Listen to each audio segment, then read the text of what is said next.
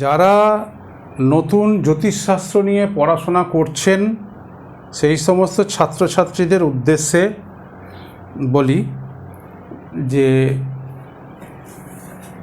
ছকে রাশি নক্ষত্র গণ বর্ণ নারী যোনি জন্মদশা এক নজরে জানার জন্য বা মনে রাখার জন্য 3 নম্বর বইয়ের 63 নম্বর পাতায় দেওয়া আছে একটা টেবিল,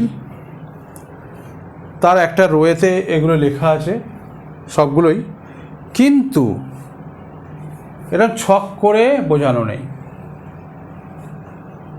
বা প্র্যাকটিক্যাল করানো নেই। এই ভিডিওটা দেখবেন আর বইয়ের পাতাটাতে চোখ দেবেন, কনসেপ্টটা ক্লিয়ার হয়ে যাবে।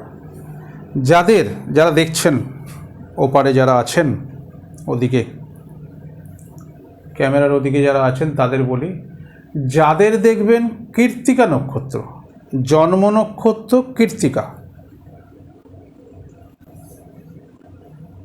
মেষ রাশি, মেষ রাশিতে কৃত্তিকা নক্ষত্র, ভালো করে বুঝবেন এইখানটা, কেননা এই কৃত্তিকা নক্ষত্র দুটো ভাগে ভাগ হয়ে গেছে, 50-50 নয় কিন্তু। একদিকে আছে, অর্থাৎ মেষের দিকে আছে 3 ডিগ্রি 20 মিনিট। এগুলো সব পরে আসবো, এখন এটা পড়ানো যেহেতু হয়নি সেহেতু অতটা কনসেপ্টটা ক্লিয়ার হবে না, খালি শুনে রাখুন। এখন পরে কনসেপ্টটা আমি ক্লিয়ার করিয়ে দেবো অন্য ক্লাসে, যখন এই ডিগ্রি মিনিটের এটা বলবো। অ্যাঙ্গুলার সিস্টেমে কিন্তু সবসময় সিম্বল দেওয়া হয়, মানে সাইন যে এইগুলো দিচ্ছি, এই যে ডিগ্রি মিনিট, এখানে মিনিট কিন্তু অ্যাঙ্গুলার সিস্টেমে, ক্লক সিস্টেম নয়। ক্লক সিস্টেমে হচ্ছে এম লেখা হয়, আপনারা জানেন মিনিটের এম।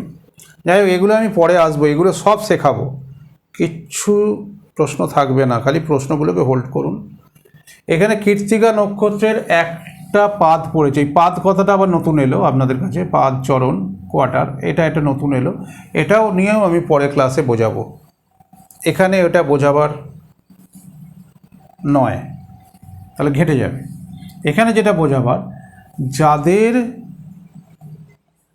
জন্ম রাশি মেষ কৃত্তিকা নক্ষত্র, অর্থাৎ 26 ডিগ্রি 40 মিনিট থেকে 30 ডিগ্রির মধ্যে যাদের স্পট পড়েছে চন্দ্রের, ক্যালকুলেশন পরে শেখাবো, আগেও বলেছি এখনও বলছি, তখন জিনিসটা আরও ডিগ্রি মিনিটে, আর ডিগ্রি মিনিট ছাড়া কোনো বিচার হবে না। ডিগ্রি মিনিট সেকেন্ড ছাড়া, এটা একদম মানে পরিষ্কার মাথায় গেঁথে নিন এখন থেকেই, যে কোনো প্রেডিকশন ডিগ্রি মিনিট সেকেন্ড ছাড়া হবে না। এইবার 26 ডিগ্রি 40 মিনিট থেকে 30 ডিগ্রি, এই যে মাঝের 3 ডিগ্রি 20 মিনিট একটা স্ল্যাব, এই স্ল্যাবটার মধ্যে যাদের চন্দ্র পড়েছে তাদের মেষ রাশি, কৃত্তিকা নক্ষত্র, রাক্ষসগণ, এটা বইতে লেখা আছে এই ভাষাটা, সেই জন্য এই ভাষাটা বললাম। এর আর একটা ভাষা হয় দেবাড়িগণ, দেব অরি, দেবতাদের শত্রু, দেবাড়ি, সেটাই হচ্ছে রাক্ষস। ক্ষত্রিয় বর্ণ, পৃষ্ঠ নারী, মেষ যোনি, এই দেখুন যোনি মেষ, এই দেখুন মেষ রাশিতে মেষ যোনি। আর রবি হচ্ছে জন্মদশা। কৃত্তিকা নক্ষত্রে জন্মালে, যাদের কৃত্তিকা নক্ষত্র জন্ম নক্ষত্র, তাদের রবির দশায় জন্ম। রবির ক্যারেক্টার তাদের মধ্যে কিছু না কিছু জলছবির মতো থাকবেই থাকবে। সেটা কিভাবে থাকবে আমি যখন ওটা পড়াবো তখন ওই পার্টে যাব, কি সুন্দর করে বোঝাবো, সেই বই রেকমেন্ড করব, দেখবেন কত সুন্দর করে বুঝতে পারবেন। এখন খালি এইটুকু জেনে রাখুন, রবির দশায় জন্ম। আর অতি অবশ্যই এই যে 3 নম্বর বই 63 নম্বর পাতায় এটা পাবেন, ছকে বুঝিয়ে দিলাম, ভিডিওটার সঙ্গে বইটা দেখে নেবেন, তাহলে দেখবেন অনেক ইজি হবে, কনসেপ্টটা ক্লিয়ার হয়ে যাবে এবং ডেপথটা অনেক বাড়বে।